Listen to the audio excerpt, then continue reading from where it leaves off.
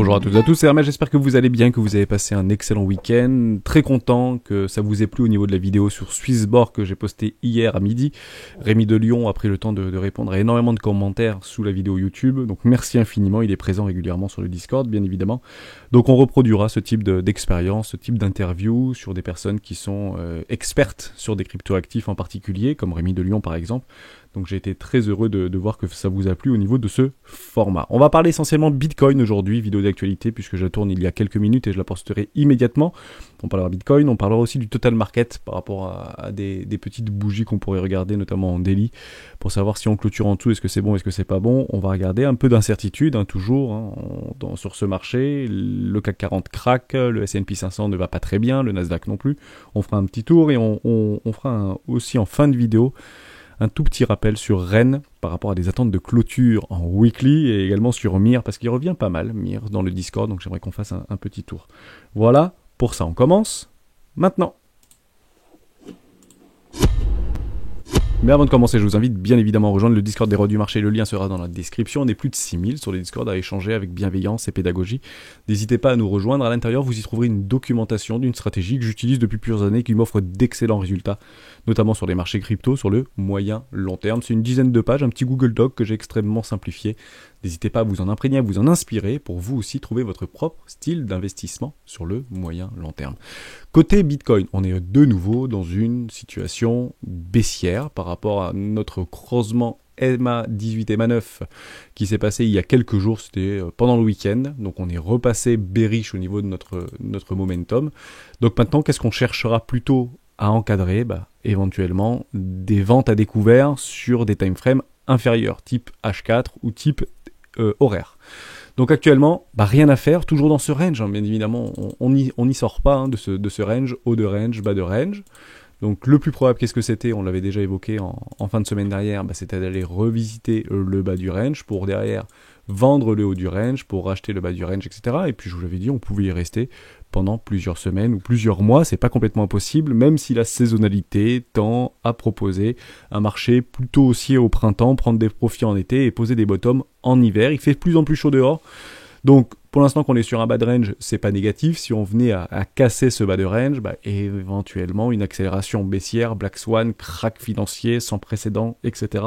C'est pas complètement impossible, mais j'aimerais vraiment m'attarder sur un point de vue graphique aujourd'hui et moins psychologique. Si en fait on essaye de travailler uniquement sur ce que l'on voit et non pas sur ce que l'on croit, si on oublie complètement qu'il y a une situation géopolitique extrêmement instable, notamment aux portes de l'Europe, si on nommait en fait l'idée même que courant du mois de mars, il y a la remontée des taux qui, étonnamment, commence à dire que c'est pas si élevé que ça, les 0,25 points, et puis il y a un mois et demi en arrière, on disait que c'était énorme, maintenant on dit que c'est moins bien. Bref, on enlève complètement tous les parasites de news qui peuvent avoir actuellement sur les marchés financiers et on ne prend en considération uniquement ce que l'on voit sur nos graphiques. Parce qu'en fait, ce qu'on est en train d'observer, c'est pas vraiment ce qu'on est en train de regarder à la télévision et je vais essayer de vous expliquer pourquoi je pense ça et pourquoi on peut bien évidemment continuer à glisser doucement dans ce bas de range sans pour autant remettre en cause la dynamique long terme de fond qui est extrêmement haussière. Actuellement, on est au milieu de rien. On re-rentre dans une zone de rechargement d'achat actuellement sur le court terme. Je vais mettre mon Fibora juste ici. Voilà, on re-rentre dans une zone de rechargement d'achat dans un bas de range. Il n'y a aucun souci avec ça. Est-ce que les acheteurs vont se montrer? Il est probable que les acheteurs se montrent en bas de range. Et on le voit de plus en plus, notamment sur les dérivés. De plus en plus d'acheteurs qui achètent ce dip, achètent du dip pour éventuellement structurer ce money limit weekly, mais tant qu'on n'a pas de structure, malheureusement, on ne peut pas agir sur ce marché. Ça sert strictement à rien d'acheter actuellement sur ce marché, puisqu'on arrive dans un bas de range, sauf si vous êtes range trader. Et à ce moment-là, il est intéressant d'encadrer des setups de trading au sein du même range, entre les 35 000 $ et les 46 000 $, jusqu'à preuve du contraire. Donc ça, c'était la première chose. Il est extrêmement aussi important de rappeler que tous les indicateurs techniques que nous pouvons utiliser ne sont malheureusement pas une garantie sur une direction de prix. Je vous avais énoncé vendredi, notamment sur Ichimoku Kinkoyo, avec notre Tenkinjut et nos Shiku qui viennent de passer bearish en daily. J'avais dit ça peut être intéressant, une jolie confluence par rapport à un W weekly, un W en daily jusqu'ici. On vient chercher les 40 000 $, 38 500 $. Il y avait des poches de liquidité. Vous savez, moi j'aime bien chercher les confluences graphiques, chartistes. Et il y en avait plusieurs. Bon, on l'a complètement pulvérisé. On est passé en bas du nuage. Tout est baissier actuellement en daily sur Ichimoku Kinkoyo. Est-ce que ça veut dire que c'était intéressant d'acheter ici? Oui, ça peut être intéressant d'acheter un petit pullback et puis en espérant pourquoi pas structurer et faire un nouveau plus haut et puis structurer un magnifique W weekly. Mais malheureusement, on est complètement dans le noir. Même si on a une bonne localisation sur une zone de rechargement d'achat court terme, moyen terme, actuellement sur Bitcoin, malheureusement, il nous faut beaucoup plus que ça pour retourner un marché. Et c'est ce que j'essaie vraiment de vous transmettre, plutôt pour de l'investissement moyen-long terme. Acheter sur un bad range n'est pas forcément la meilleure solution. Ce qui est très intéressant, c'est d'acheter des réels breaks et des cassures avec des énormes structures en W weekly clôturées. Et je m'attarde sur le fait qu'il faut que ce soit clôturé. Je vous montre Rennes par exemple. On en parlait un petit peu fin de semaine dernière. Je dis des choses très jolies qui sont en train de se passer sur Rennes. Je vais passer en weekly. J'enlève Ichimoku Kinkoyo, on ne va pas l'utiliser.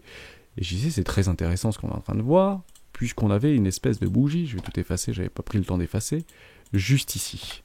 Je vous dis, regardez, sur Rennes c'est intéressant, on a ici notre ligne du coup d'un précédent W weekly potentiel, et attendez juste la confirmation de la bougie. Regardez, elle a complètement été ravalée cette bougie. Bon, on n'a pas clôturé le W weekly, la dynamique de fond reste baissière, même si très long terme ça reste haussier sur Rennes.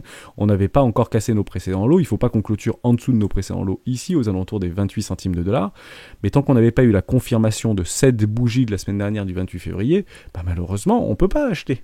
On n'achète pas sur un break, on achète sur une clôture, ou éventuellement un pullback pour les retardataires, parce que très régulièrement, on vient retester ces lignes de coup pour voir si oui ou non, cette tendance, ce retournement de tendance est réel.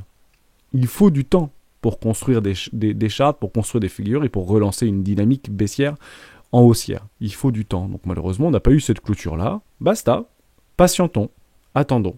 Si vous avez acheté ici, malheureusement, vous avez déjà perdu une petite partie de votre position. Est-ce que c'est grave? Non, c'est pas grave. Mais vous n'avez toujours pas de clôture sur Rennes ou sur bien d'autres cryptoactifs, tout simplement. Je voulais aussi vous parler de quelque chose de très intéressant au niveau d'un potentiel Black Swan, mais sans regarder au niveau des annonces fondamentales ou des news qui peuvent se passer actuellement sur les marchés financiers ou sur tout ce qui est géopolitique. On va regarder deux choses, je passe en weekly. Et c'est assez intéressant. Je vais enlever ça. Voilà. On va reprendre en fait le dernier Black Swan, ce qui s'était passé. Je vais même passer en mensuel, comme ça ce sera encore plus simple.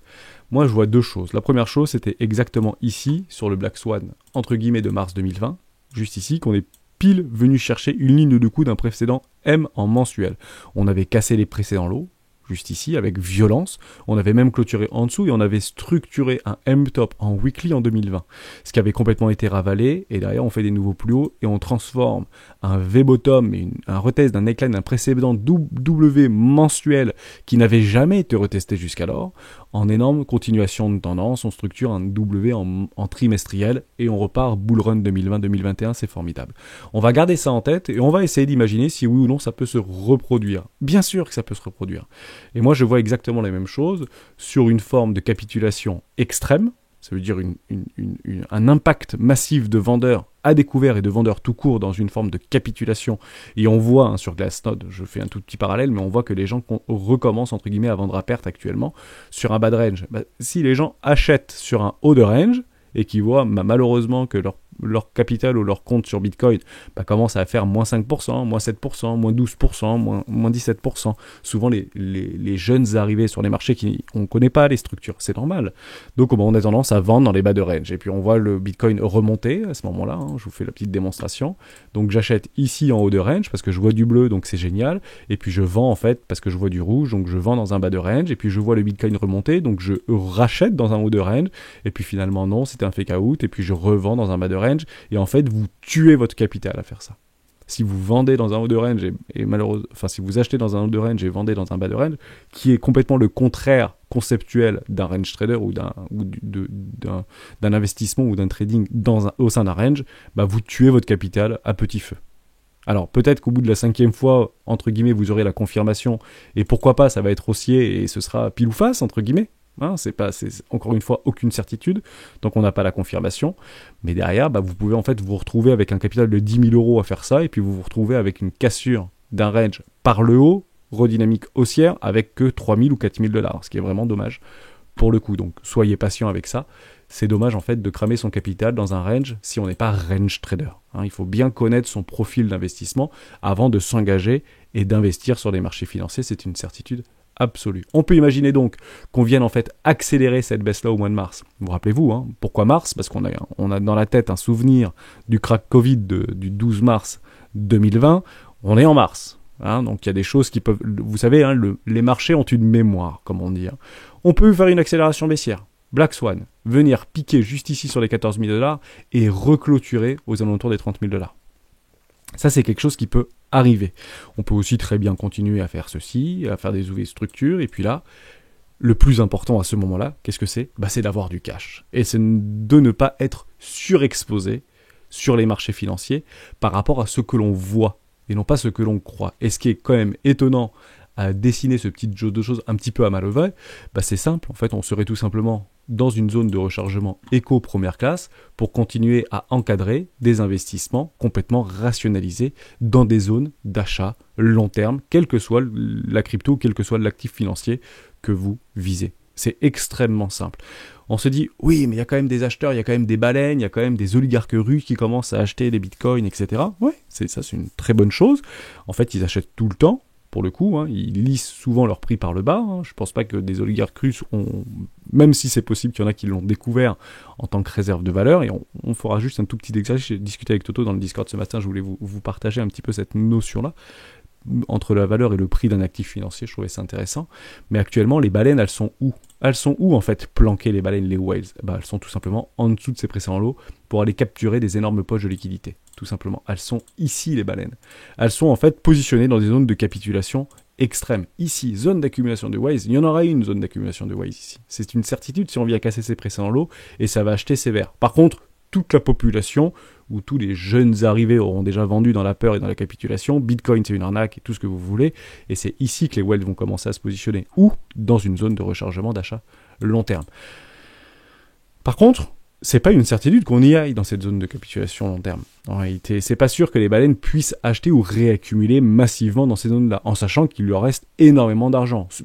Et alors qu'on a même un dollar fort actuellement. Et on le voit très bien.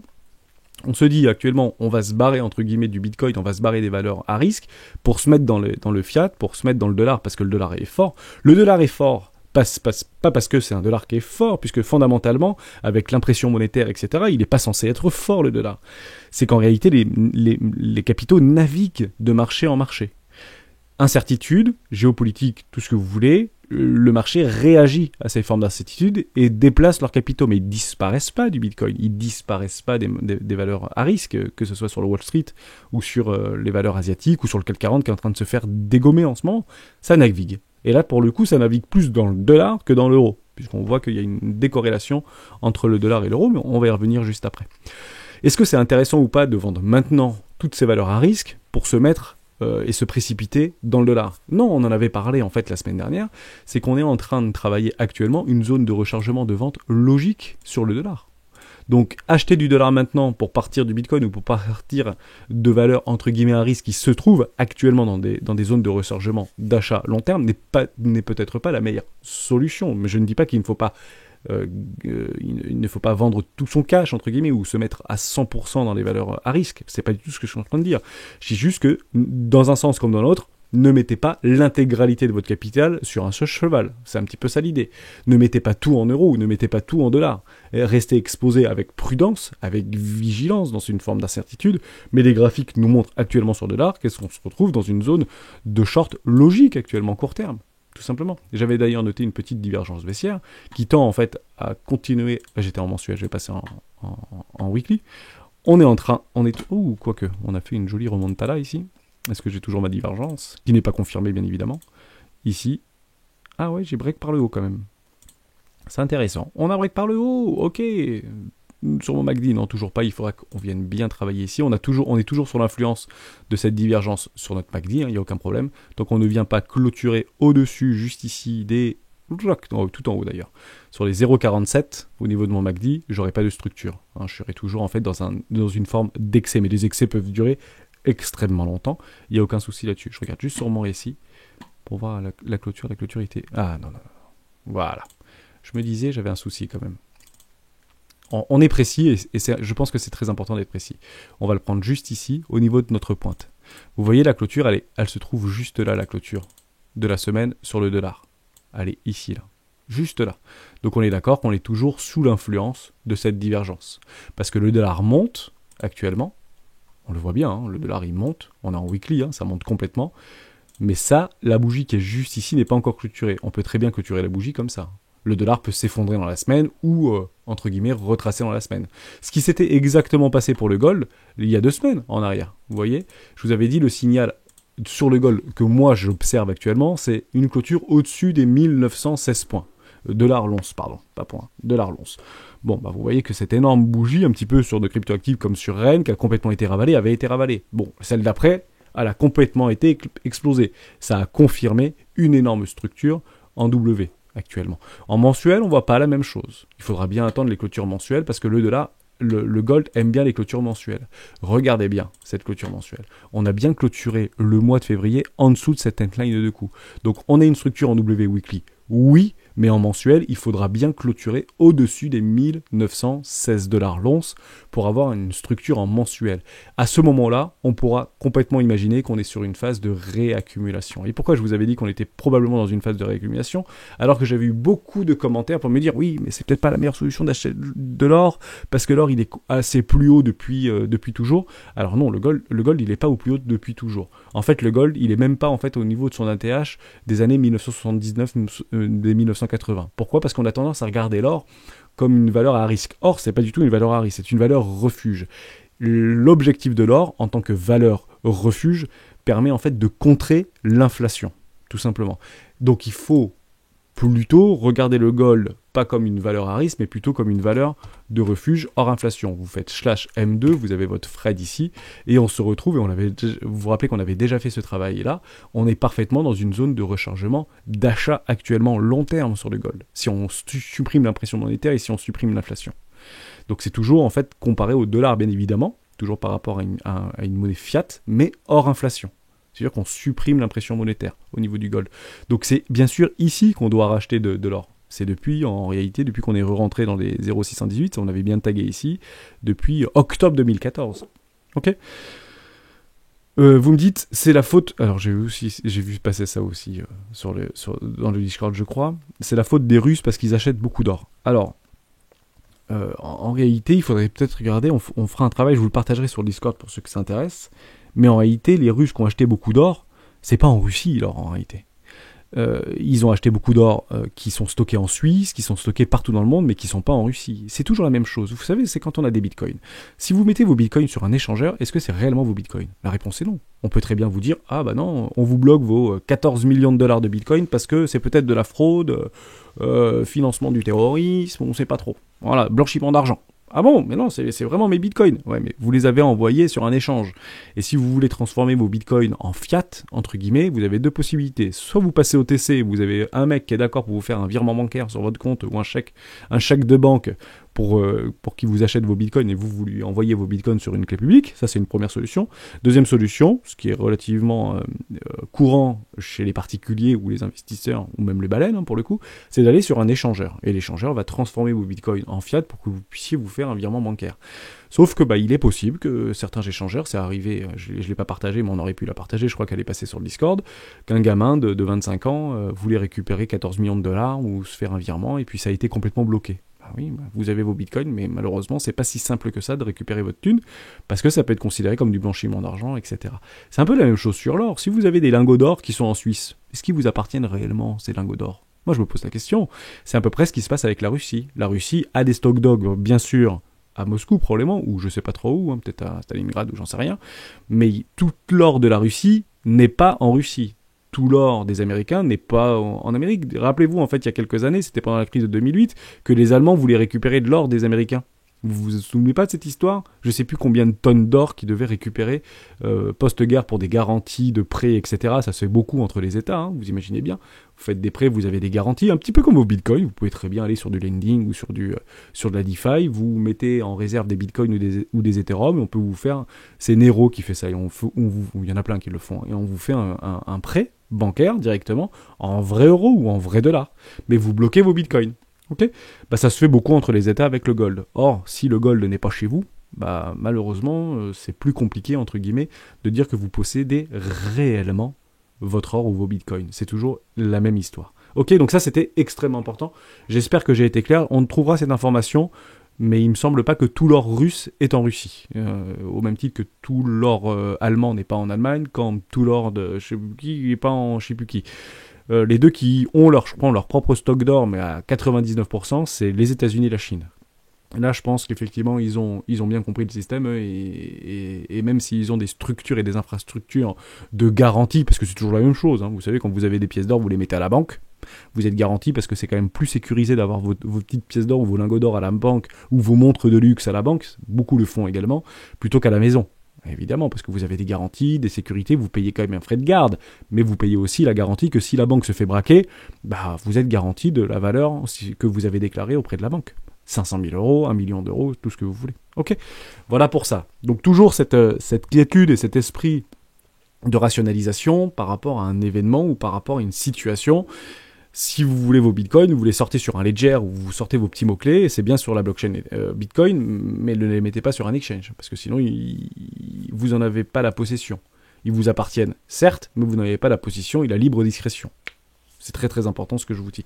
Voilà, c'était juste pour faire un petit tour sur le gold. Donc attendez bien les structures en mensuel sur le gold, pas hors inflation, en inflation normale, parce que vous n'avez pas encore de structure en monthly au niveau du gold. Ça peut être très vite ravalé. En somme, Bitcoin se relève, les valeurs technologiques se relèvent, et le gold, en fait, refait une bougie un petit peu de réjection. D'ailleurs, si vous avez une Dragonfly sur le gold, on verra à la fin du mois. On verra bien où est-ce qu'on en est à la fin du mois, bien évidemment, même si généralement, mars, c'est plutôt des bons mois pour les marchés financiers. On regardera où est-ce qu'on en est. Soyez patient. Donc voilà, ça c'était super important. Je ne dis pas il faut rien faire, enfin, je ne dis pas qu'il ne faut pas investir dans le Bitcoin, etc., mais ne jamais mettre all-in sur ce type de valeur. On fait un petit tour sur l'order book, order flow, c'est très intéressant ce qu'on voit. C'est pour ça que je vous disais en début de vidéo, essayez de vous sortir, prenez du recul, et parfois la technique parle plus que le fondamental par rapport à une situation géopolitique ou géoéconomique. En sachant qu'il n'y aura pas vraiment de gagnant dans cette guerre, hein, on est en train d'asphyxier les Russes, mais on est en train de s'auto-asphyxier aussi. Ceux qui sont en train de bien s'en sortir actuellement, c'est les Américains. Ce soit dit en passant, les Américains ont un dollar fort, donc ils s'en sortent plutôt pas mal, et ils ne sont pas engagés, entre guillemets, économiquement entre la Russie. Ils ont très très peu en fait d'échanges avec la Russie, ce qui n'est pas le cas de l'Europe par rapport aux hydrocarbures ou par rapport à leur gaz. Donc ça c'est un vrai problème, donc c'est très très bien que l'Europe, et c'est là aussi que je vais vous dire que je pense que l'euro-dollar qui est en train de perdre de la vitesse, c'est pas forcément une chose en fait inéluctable, entre guillemets, par rapport à l'euro-dollar. Pourquoi ? Parce qu'on est juste en train de travailler sur un bas de range. Même s'il y a une accélération, vous connaissez l'histoire, hein, haut de range, bas de range, on vend les hauts de range pour acheter les bas de range. On se retrouve dans une zone d'achat ici, long terme sur le gold, sur l'euro-dollar. Ok ? Les capitaux naviguent tout simplement en fonction des structures que nous avons sous les yeux. Gardez l'espoir de dire, quoi qu'il arrive, je garderai mon euro. Holder l'euro, bon, c'est pas forcément une mauvaise idée puisque vous êtes actuellement dans une zone de rechargement d'achat long terme. Mais attendez vos structures. Je suis en mensuel, mais si vous attendez des trucs comme ça, pour le coup, il y a beaucoup de dollars qui va partir vers le haut au niveau du forex. Le dollar s'en sort bien et c'est une très bonne chose. On est très content pour eux. Ce sera plus qui viendront dans le Bitcoin à terme, très probablement, puisque le fondamental rattrapera toujours la technique. C'est une certitude absolue, parce que ça fait quand même des années qu'on nous explique qu'avec la planche à billets, que le dollar ne vaut plus rien, c'est du papier toilette et tout ce que vous voulez. Bon, on entend moins ces discours-là actuellement sur les réseaux ou à la télé, c'est normal, puisqu'on ne peut pas à vitam aeternam dire ce que l'on voit pas. Hein, c'est compliqué de dire, oui, mais c'est du papier toilette qui est en train d'exploser, en fait. Donc c'est du bon papier toilette. Oui, mais rassurez-vous, il est très probable que dans les 10 ans à venir, Bitcoin soit bien au-delà de son prix actuel et que le dollar soit peut-être, malheureusement, un peu inférieur à son prix actuel par rapport à des situations de crise. On fait un tout petit peu d'order book, order flow, et c'est là où je voulais vous dire, enlevez-vous de l'idée en fait que c'est sûr que ça va baisser ou que c'est normal que ça baisse. Non, parce qu'on voit le contraire de ce que la majorité pense. En somme, actuellement on a un dip ici, et les gens ont tendance à racheter le dip. On voit une divergence au niveau du funding qui redevient positif, l'open interest qui augmente et le ratio long short qui augmente. Donc il y a deux choses. Un, les clôtures de short qui se clôturent actuellement, les positions de short avant tête découverte qui se clôturent. Ça c'est un premier point et c'est normal que ça se décorrèle par rapport au ratio long short. Il y a une chose qui est très importante, c'est que les gens sont pas vraiment d'accord pour vendre ce marché. Là, on est plutôt en train de voir que la majorité des gens achètent ce marché en levier et en fort levier pour plein de raisons différentes. C'est normal que c'est le dip, il faut acheter, c'est sûr, parce que il y a la peur extrême, et on le voit bien sur le Scalpex Index, soit dit en passant. Mon Scalpex Index, non, c'est pour celui-là. Je sais plus où est-ce qu'il est, mon Scalpex. Bref, je sais pas où est-ce qu'il est. Je l'avais tout à l'heure. Bon, on retrouve dans la peur, voire dans l'extrême peur. Ah bah, il est juste là, je le voyais pas. Ici, on est dans la peur, voire dans l'extrême peur. On était encore ce week-end dans l'extrême peur, on remonte dans la peur. Bon, bref, le marché a peur. Mais les gens achètent. Bah oui, ils ont compris, les traders, qu'il fallait acheter dans la peur. Ouais, mais ça veut aussi pouvoir dire que ça peut accélérer dans une capitulation et dans une chute de liquidité, qu'on peut retrouver d'ailleurs sur le Discord qu'on vous a posté juste ici ce matin. J'ai repris un peu l'idée de SIG aussi en mettant le copier-coller. C'est SIG qui nous avait fait la petite légende ici, donc je la copie-colle, c'est sympa. Vous avez en fait encore des clusters de long qui se trouvent ici et des gros clusters de short. Je ne dis pas qu'on n'ira pas les chercher, probablement qu'on ira les dégommer sur un haut de range, mais pour l'instant on peut très bien aller faire un tour en bas de range pour aller sortir des toutes petites poches de liquidation. Et je dis que ce sera bon pour le marché. Il n'y a rien de mieux que faire descendre un maximum de personnes du train pour relancer un marché, pour faire repomper un marché. Actuellement, nous sommes dans un range et on voit que le funding est un petit peu positif et donc des gens achètent ce marché en voyant le prix descendre. C'est juste ce que je dis. Donc le cours peut continuer à descendre, sauf si on a des structures, qu'on vient clôturer au-dessus des 46 000 $ et puis en avant. Également, on va jusqu'à la fin du mois. Les expirations du 25 mars 2022, c'est toujours sur un max prime de 42 000 $. Donc je doute pour le coup qu'on soit très éloigné de ce prix-là, ou peut-être à la hausse parce qu'il y a un strike price aux alentours des 50 000. Il y a toujours des personnes qui sont extrêmement motivées sur les marchés. Donc peut-être qu'ils sont en train de fortement shorter le marché, mais qui sont garantis d'acheter un Bitcoin à 50 000 $ si jamais ça vient exploser à la hausse, qui n'est pas complètement délirant. Mais il est rare en fait qu'on vienne complètement se décorréler dans un range en fait sur un max spend price. Donc 42 000 $, c'est toujours intéressant. Où est-ce qu'on se retrouvera par rapport au prix de notre Bitcoin si on était sur les 42 000 $? C'est assez simple à voir et c'est plutôt très intéressant à regarder. C'est juste ici, en dessous d'une précédente structure en M-top. Voilà, on ferait éventuellement le petit retest ici et continuation baissière. Pourquoi continuation baissière? Parce qu'on se retrouverait jusqu'à preuve du contraire dans une zone de rechargement de vente logique, pardon. On imagine que le top est ici. Ok, je vais chercher mon haut de range, 42 000 $. On serait voilà juste en dessous d'un 0,618. Je vais vous l'inverser. Vous le verrez mieux. Voilà, 0,50, entre les 0,50, on vient mécher sur les 0,618 et continuation baissière, pourquoi pas? Ok, pour structurer des M-top en weekly, ou pourquoi pas, tout casser vers le haut si les gens shortent ce marché, pour aller en fait initier ce source squeeze. Le source squeeze sera probablement initié dans un déni le plus total. Malgré les news qu'ils peuvent avoir autour de nous, on est déjà, probablement, si vous voyez le prix maintenant remonter, on sera peut-être dans un déni. Sauf qu'on voit plutôt des gens acheter ce dip, donc on les fera probablement pas gagner. Ok, on fait juste un tout petit tour, je voulais pas oublier. Par rapport au market cap total, il est ici. Je reste en délit et on voit des choses très intéressantes. Je vais me marquer un gros trait rouge ici, juste là. Market cap total, je crois que c'est les 1,6 trillions. Voilà, juste ici.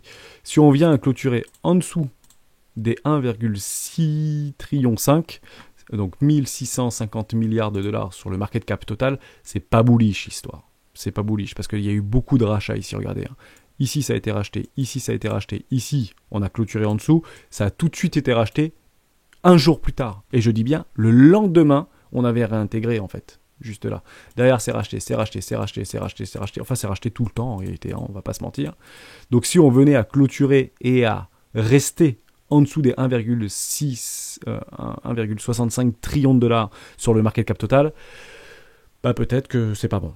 Voilà, si on fait ça et qu'on réintègre tout de suite, je dis rien, on sera toujours sur un bas de range, on achète les bas de range et on vend les hauts de range, mais j'ai pas envie qu'on commence à travailler en dessous ici. Ce serait vraiment très négatif pour le Bitcoin. Ok, donc voilà, je voulais juste vous interpeller là-dessus, on a le temps, hein, pas de problème, on n'y est pas du tout. Actuellement, on est juste en train de travailler des précédents lots et on est en train de travailler un bas de range, ce qu'on avait vu ensemble, il n'y a pas de problème avec ça. Et on joue fameux les 3 scénarios. Probablement qu'on aille chercher des poches de liquidité extrêmes en dessous de ces précédents lots, je dis pas complètement le contraire, mais pour l'instant, rien n'est fait. Rien, on n'y est pas du tout, hein, dans ces énormes poches de capitulation. Mais si vous voulez le pracier maintenant, ne le praciez pas maintenant. Attendez en fait au moins une clôture en weekly en dessous des 34 000 $. Si on vient clôturer une semaine en dessous des 34 000, bah dites-vous qu'il est probable qu'on aille chercher en fait et qu'on aille attaquer très très fort les lots parce que là il y a des vraies poches de liquidité. Et il y a du monde dans le bus ici. Hein. Il y a vraiment des gros portefeuilles qui veulent pas voir le prix en dessous de ça. Donc, mais soyez patients. Hein, vendre ici, bah, c'est peut-être un tout petit peu dommage, quoi. Tout simple, c'est juste ce que je suis en train de dire. Ne vous surexposez pas, c'est très important. Voilà, on a vu les poches de liquidité, on a vu tout ça. Toujours des désordres hein, sur notre Trading Light. Ça bouge pas. Hein. Tant qu'on voit toujours ces ordres-là, je vous l'avais dit en milieu de semaine dernière, c'est bien. Alors, bien évidemment, ça ne veut pas dire que le cours va rebondir dessus. Ça permet en fait de stopper le cours. Ce qui fait le prix d'un actif, c'est sa rencontre à l'instant T sur le market entre l'offre et la demande. C'est ça qui fait le prix d'un actif. Ces grosses poches en fait d'ordre limite qui sont positionnées sur les échangeurs sont là en fait pour tapisser et pour arrêter le cours d'une chute certaine. Tant qu'ils sont là, eh ben c'est plutôt positif pour le coup. Le jour où on les verra plus, on commence à se poser des questions. J'étais sur Deribit, on va aller faire un petit tour sur Bitfinex, c'est exactement la même chose. Vous voyez, vous avez plusieurs millions de dollars qui attendent sur les 34 000, 35 000 $. C'est exactement ce qu'on revoit sur un ban range par rapport à ces précédentes mèches. Je repasse en weekly et vous allez mieux le voir que moi. En weekly, pardon. Voilà, hein, 34 000 $, bah, ça doit être par là. Voilà, exactement ici, il y a des énormes poches actuellement sur Bitfinex qui attendent de racheter. Bah oui, bah c'est les portefeuilles, les gros portefeuilles, bah, qui achètent tout simplement dans des bas de range et qui stoppent le cours, tout simplement. On le voit très très bien ici. Par contre, si on vient à clôturer voilà, en dessous là-dedans, en weekly, c'est moins bon pour le coup. Ok, mais on n'y est pas et puis on aura le temps de revenir là-dessus. Juste une petite chose très importante pour ceux qui m'ont suivi jusqu'à la fin de cette vidéo. On avait vu en fait par rapport au ratio long short qui continuait à s'élargir, donc quasiment 70% de long, notamment chez les top traders sur Binance, exactement la même chose sur les ratios de comptes long short sur l'intégralité des comptes sur Binance. Est-ce que c'est vrai, est-ce que c'est pas vrai? Je tends à penser que c'est relativement proche, très probablement de la réalité. Il y a beaucoup de personnes qui sont actuellement en position de long, qui achètent ce dip. Hein, et on n'est pas en bas de range, on est quasiment au milieu d'un range. Donc c'est pas la meilleure solution dans un énorme range d'acheter et de se focaliser sur un milieu de range. C'est soit on positionne des ordres en bas de range, soit on positionne des ordres en haut de range. Au milieu, bon bah ça sert à rien. Or les gens aiment bien jouer à pile ou face. C'est souvent ça. En fait, il n'y a strictement rien à faire. Même pour les range traders, vous n'avez strictement rien à faire. Dans un milieu de range, il faut attendre les extrêmes, bien évidemment. Voilà pour ça. Petite news que j'avais partagée sur Twitter, je sais plus qui c'est qui m'avait partagé ça tout à l'heure, je l'avais redistribué dans le Discord. C'est où? Je sais plus, profil, c'est là que j'avais mis ça. Voilà, c'est notre ami André Crongy, je sais pas comment on dit, qui quitte un petit peu le monde de ces projets, qui s'éloigne de ces projets. On n'avait plus entendu parler de lui visiblement depuis quelques semaines maintenant. Donc tous les projets, donc WFI, KP3R et Phantom, bah, faites attention pour ceux qui sont investis dedans, puisque généralement c'est relativement fortement puni par le marché. Hein, quand on commence à s'éloigner entre guillemets les fondateurs quittent le navire, c'est jamais très bon pour penser à une entreprise. Si vous avez le patron d'une entreprise de la tech, je sais pas moi, Google par exemple, ou autre chose, qui quitte le navire, bah, c'est jamais très bon en réalité pour l'entreprise, surtout que ce sont des projets qui tendent en fait des projets dits de croissance. C'est pas des valeurs de défense, c'est pas une grosse entreprise avec des PDG qui tournent tous les 5 ans, tous les 10 ans, tous les 15 ans. Ça reste des projets qui sont extrêmement jeunes malheureusement, et donc il quitte donc voilà son projet, ou ses projets, je crois qu'il y en a 25, c'est Contribunes qui avait partagé ça. N'hésitez pas à regarder. Pour l'instant, si on prend juste Phantom pour finir là-dessus, bon, on est quand même sur un bas de range, c'est pas complètement fou, FTM USD. Est-ce qu'il faut partir de là? En tout cas, moi, j'y mettrai pas mes billes là-dedans. Voilà. Même si on est dans un bas de range, on a quand même des structures qui sont pas bons, ça peut très vite faire ce type de choses, moins 70%, parce que ce sera peut-être mal pricé par le marché. À voir, c'est toujours pareil. C'est sorti ce week-end, donc j'imagine que les gros institutionnels étaient déjà au courant. Bien évidemment, on est toujours les derniers à être au courant de ce type de news. Mais bon, ça peut très bien faire ça aussi, hein. Le projet ne s'arrête pas parce qu'il est parti, hein. Tout simplement, il y a encore des personnes qui travaillent derrière, il y a une vraie communauté derrière qui croit probablement au projet, mais bon, c'est toujours les décisions de gouvernance, de direction sur une vision au moins long terme, bah, c'est plutôt l'effigie, entre guillemets, de leur créateur, de leur fondateur. Donc soyez vigilants si vous êtes actuellement dans ce type de projet, attendez bien des structures si vous voulez réinvestir dedans, vous les aurez, vos structures, ça sert à rien de se jeter dessus.